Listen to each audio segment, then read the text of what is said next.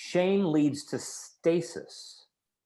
And that static position, that lack of mobility internally with my cognition, the flexibility with my emotion, that stasis eventually disrupts my ability to create. And at the end of the day, what shame is a harbinger of, it's a harbinger that tells us that I'm about to be abandoned, I'm about to be left. Now, we who follow Jesus would say things like, in our texts of origin, where we read that God says, it's not good for man to be alone, we would say that the ultimate sense of what I'm afraid of really has everything to do with this question of, am I going to be left alone? Now, here's what's important.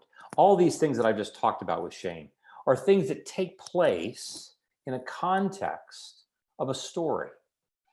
You see, you can read about shame in the literature in terms of the mechanics in the way that I just mentioned them. But that in and of itself doesn't really explain the real impact of shame, because everybody here on our screen tonight, everybody here, because we're human beings, we need to know that we invariably are people who tell stories. We can't not tell them.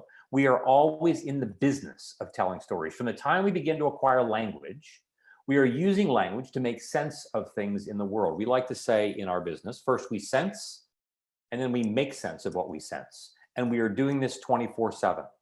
I am always in the business of telling stories.